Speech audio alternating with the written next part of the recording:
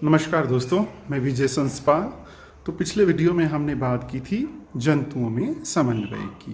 तो जो हमारा तंत्रिका तंत्र है वो जंतुओं की विभिन्न जो गतिविधियां हैं उनको समावेशित करता है, उनको समायोजित करता है। पर हम देखते हैं बीज है, उनको हम डालते हैं खेतों में, तो बीजों की जो जड़ें हैं, जो अंकुरित होगा, जो अंकुरण की जड़ होगी, वो हमेशा जो है मिट्टी में धंसती है। और जो उनका तना है वो हमेशा ही जो है कहाँ, मिट्टी से ऊपर की तरफ को आता है। बीजों को चाहे हम कैसे डालें, उल्टे डालें, सीधे डालें, उनकी जो जड़ें होंगी वो ज़मीन में नीचे की ओर जाएंगी और जो उनका तना होगा वो ज़मीन से ऊपर की ओर आएगा। ठीक है। दूसरा एक और एग्जाम्पल, जैसे ही हम लाजवंती को छूते हैं, छुई मुई को छूते हैं, तो उसके पत्ते क्या हो जाते हैं, मुड़ने शुरू हो जाते हैं। मतलब अब देखो, जो जड़ें हैं वो ज़मीन में ही जा रही हैं, तना जो है ज़मीन से ऊपर को आ रहा है, लाजवंती की पत्तियां मुड़ रही हैं।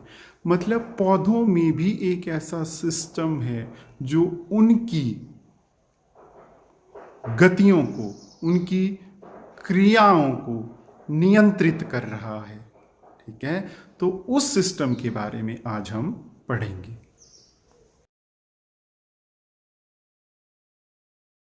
तो आइए अब चर्चा करते हैं कि पौधों में समन्वय कैसे होता है। इसके लिए हम सबसे पहले बात करते हैं पौधों में गति की। आइए तो अब बात करते हैं वृद्धि पर आधारित गतियों के बारे में। तो पहली जो हमारी गति होती है वो वृद्धि पर निर्भर नहीं होती है, और दूसरी जो हमारी गति होती है वो वृद्धि पर निर्भर होती है। तो पौधों की जो गतियां हैं उनको हम एक और ढंग से भी वर्गीकृत कर सकते हैं। पहला है हमारा अनुवर्तन या अनुवर्तनी गति, जिसको कि हम जो है ट्रॉपिक मूवमेंट भी बोलते हैं। किसी बाह्य उद्दीपन के प्रति अनुक्रिया में पौधे के किसी भाग की गति, जिसमें उद्दीपन की जो दिशा है वो अनुक्रिया की दिशा को निर्धारित करती है। मतलब अनुक्रिया किस दिशा में होगी ये हमारा जो है उद्दीपन की दिशा पर निर्भर करता है। दूसरी है हमारी अनुकूंचन या नास्टिक मूवमेंट। तो जो अनुकूंचनी गति है, किसी बाह्य उद्दीपक के प्रति अनुक्रिया में पौधे के भाग की गति, जिसमें उद्दीपक की दिशा द्वारा अनुक्रिया की दिशा निर्धारित नहीं होती है, अनुकूंचनी गति कहलाती है। मतलब जो अनुक्रिया की दिशा होगी वो उद्दीपन की दिशा पर निर्भर नहीं करेगी। तो इसे जो है हम अनुकूंचन या अनुकूंचनी गति कहते हैं। आइए इस वीडियो को ध्यान से देखते हैं। जैसे ही हम छुई मुई की पत्तियों को छू रहे हैं तो इसकी जो लीफलेट्स हैं वो क्लोज हो रही हैं और पत्ता जो है थोड़ा नीचे की ओर झुक रहा है।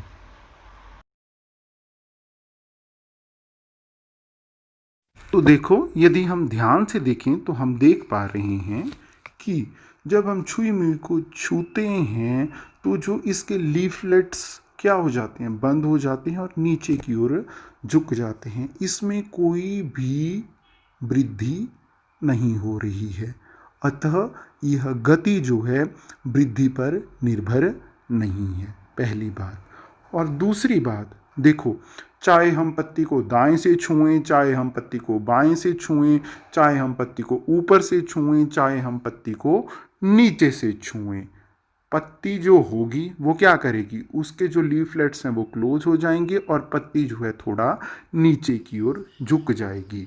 मतलब जो अनुक्रिया की दिशा है वो उद्दीपन की दिशा पर निर्धारित नहीं होगी।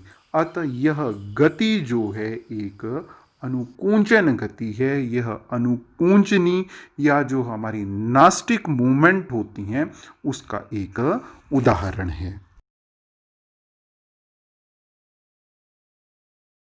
छुई मुई की पत्तियां स्पर्श की अनुक्रिया से बहुत तेजी से गति करती हैं। उद्दीपन के लिए वो तत्काल अनुक्रिया देती हैं। अब देखो, छुई मुई में हमारी तरह कोई तंत्रिका ऊतक तो है नहीं कि ग्राहियों के द्वारा जो है वो सूचना को ग्रहण करेगा, फिर उस सूचना को जो है संवेदी तंत्रिका के द्वारा मस्तिष्क तक पहुंचाएगा, मस्तिष्क उन सूचनाओं को जो है संशोधित करेगा, फिर उसके बाद जो है प्रेरक तंत्रिका द्वारा मांसपेशी को संदेश जाएगा। तो इस प्रकार का कोई भी तंत्रिका ऊतक या पेशी ऊतक जो है छुई मुई में नहीं है। फिर पादप कैसे स्पर्श का संसूचन करता है और किस प्रकार जो है अनुक्रिया में पत्तियां गति करती हैं। अब यदि हम विचार करें तो पौधे के किस बिंदु को छुआ और पौधे के किस भाग में गति होती है। यह आभासी है कि स्पर्श वाला बिंदु और गति वाला बिंदु दोनों भिन्न हैं। अतः स्पर्श होने की सूचना जो है वो संचारित होनी चाहिए। जहां हमने पत्ती को स्पर्श किया वहां से जहां पे गति हुई वहां तक सूचना जो है संचारित होनी चाहिए। पादप इन सूचनाओं को एक कोशिका से दूसरी कोशिका तक संचारित करने के लिए वैद्युत रसायन साधन का उपयोग करते हैं। कुछ वैद्युत रसायन होते हैं जिनके द्वारा वो सूचनाएं जो हैं एक कोशिका से दूसरी कोशिका तक पहुंचाते हैं। परंतु जंतुओं की तरह पादपों में सूचनाओं के चालन के लिए कोई विशिष्टीकृत ऊतक नहीं होते हैं, मतलब तंत्रिका ऊतक नहीं होते हैं। अंत में जंतुओं की तरह गति करने के लिए कुछ कोशिकाओं को अपनी आकृति जो है बदल लेनी चाहिए, ठीक है। परंतु पादप कोशिका में जंतु कोशिका की तरह विशिष्टीकृत प्रोटीन नहीं होते कि वो प्रोटीन सिकुड़ जाएं और जो है मांसपेशियां जो है संकुचित हो जाएं। ऐसा तो पादपों में होता नहीं है। अतः वे क्या करते हैं, जल की मात्रा में परिवर्तन करके अपनी आकृति बदल लेती हैं। पादप की जो कोशिकाएं हैं वो जल की मात्रा में परिवर्तन कर लेती हैं। 9वीं कक्षा में हमने पढ़ा हुआ है परासरण के बारे में। अंत परासरण जब कोशिका में पानी एंटर करता है और बाह्य परासरण जब कोशिका से पानी बाहर जाता है, तो इसके परिणाम स्वरूप जो हैं कोशिकाएं या तो फूलने लगती हैं या सिकुड़ने लगती हैं, जिससे उनके आकार जो है बदल जाता है और वो गति करती हैं। कुछ पुष्प जो है सुबह खिलते हैं, कुछ शाम को खिलते हैं, कुछ दोपहर को खिलते हैं। तो पुष्पों की ये गतियां भी अनुकूंचनी गति के उदाहरण हैं।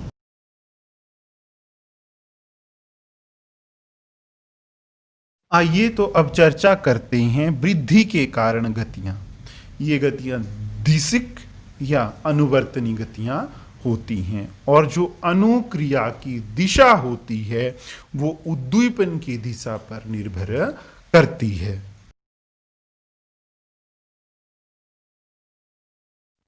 मटर का पौधा, या जैसा कि हम वीडियो में देख पा रहे हैं जो खीरे का पौधा है, इसमें ये जो धागे की तरह संरचनाएं हैं इनको हम प्रतान बोलते हैं और प्रतान की सहायता से जो है ये बाड़ पर चढ़ती हैं, ठीक है। प्रतान जो है स्पर्श के प्रति संवेदनशील होते हैं, मतलब जब ये प्रतान लकड़ी के संपर्क में, इस बाड़ के संपर्क में आता है तो इसके लिए यह संवेदनशील होता है।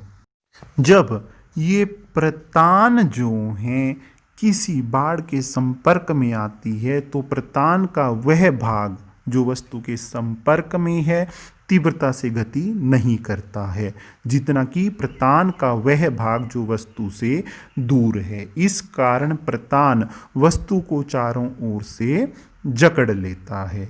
आमतौर पर पौधे धीरे से एक निश्चित दिशा में गति करके उद्दीपन के प्रति जो है अनुक्रिया करते हैं। क्योंकि यह वृद्धि दिशिक है इसलिए ऐसे लगता है कि पादप जो है वो गति कर रहा है।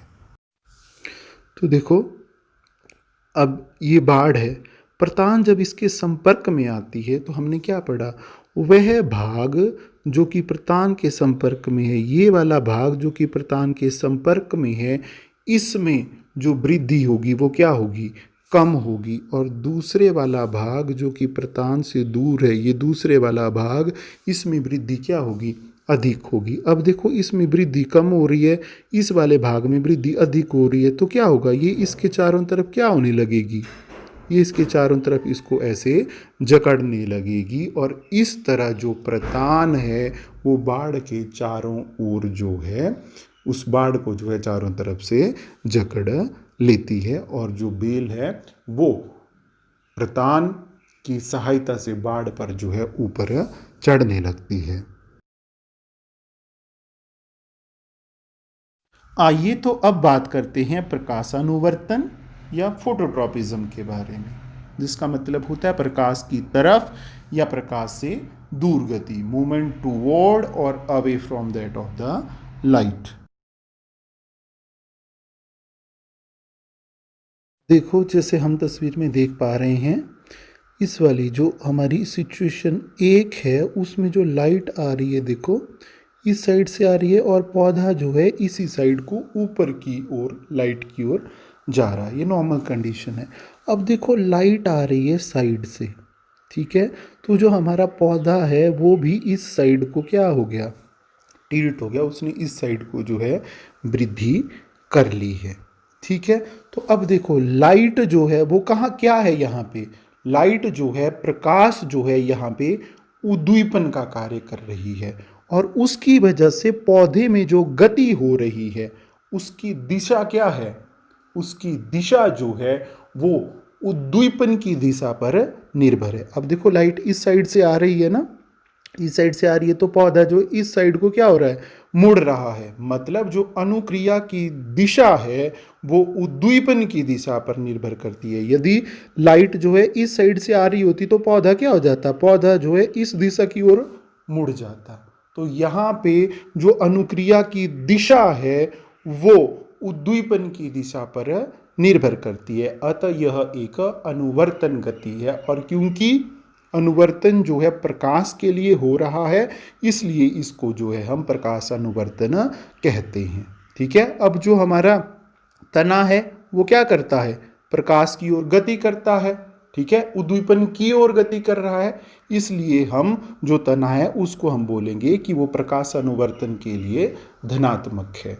जबकि जो हमारी जड़ें होती हैं वो क्या जाती हैं, प्रकाश से दूर जाती हैं, इसीलिए हम बोलेंगे कि जो जड़ है वो प्रकाश अनुवर्तन के लिए ऋणात्मक है।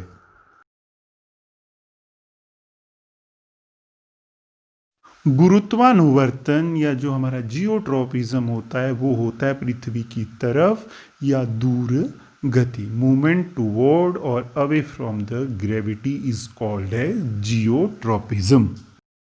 अब देखिए यदि हम कोई पॉटेड प्लांट लेते हैं और क्या करते हैं, उसको जमीन पर हॉरिजॉन्टली रखते हैं, ठीक है, जब हम उसे जमीन पर हॉरिजॉन्टली रखते हैं तो उसके तने में क्या परिवर्तन होगा, क्या वो हॉरिजॉन्टली ही मतलब जमीन के साथ साथ में पैरेलल बढ़ेगा, नहीं, क्योंकि जो हमारा तना होता है वो गुरुत्वानुवर्तन के लिए ऋणात्मक होता है, वो नेगेटिवली जियोट्रॉपिक होता है, इसीलिए वो ऊपर की तरफ जो है बढ़ना शुरू कर देगा। जबकि जो जड़ होगी वो क्या होती है, वो जियोट्रॉपिज्म के लिए पॉजिटिव होती है, इसलिए वो जमीन की ओर जाना शुरू कर देगी।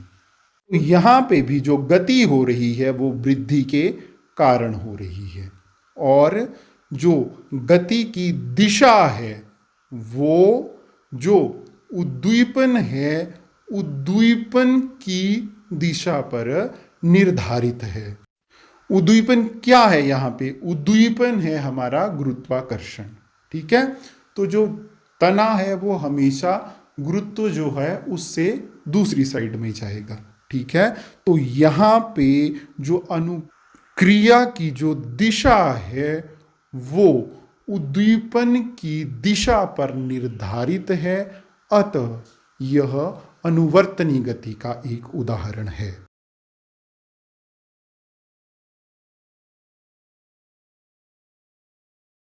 चर्चा करते हैं रसायन अनुवर्तन पे। अब देखो जो पराग कण है वो कहाँ पे लैंड करते हैं, हमारी वर्तिकाग्र के ऊपर, ठीक है। फिर अब जो निषेचन होगा हमारा वो कहाँ पे होगा, निषेचन होगा हमारा कहाँ पे? जो बीजांड में अंड है वो है यहाँ नीचे। तो अब ये जो हमारा अंडा है, ये जो हमारा अंडा है यहाँ पे, ये क्या करता है? कुछ रसायन या कुछ केमिकल जो है प्रोड्यूस करता है, और वो जो केमिकल हैं उनको सेंस करके जो है ये जो पराग नली है ये अंडे की तरफ को आती है। ठीक है, तो रसायनानुवर्तन या कीमोट्रॉपिज्म का मतलब हुआ कि पौधों में ऐसी गति जो कि किसी रसायन के द्वारा निर्धारित हो रही है, और ये होती है हमारी कहाँ पे? ये होती है पराग नली की अंडाशय की तरफ की गति।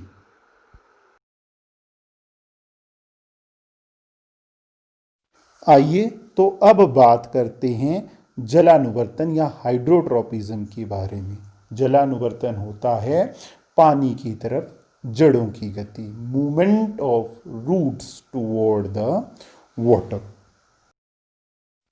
जड़ जो है वो हमेशा ही पानी की तरफ को गति करती है, मतलब जड़ें जो हैं वो जलानुवर्तन के लिए धनात्मक है, जबकि जो तना है वो हमेशा ही जल से विपरीत दशा में जाएगा, मतलब जो तना है वो जलानुवर्तन के लिए ऋणात्मक है। तो आज हमने पढ़ा अनुवर्तन और अनुकुंचन गति के बारे में। अनुवर्तन गति वह गति होती है जिसमें अनुक्रिया की जो दिशा है वो उद्दीपन की दिशा पर निर्भर करती है, और अनुकुंचनी गति वह गति होती है जिसमें अनुक्रिया की जो दिशा है वो उद्दीपन की दिशा पर निर्भर नहीं करती है।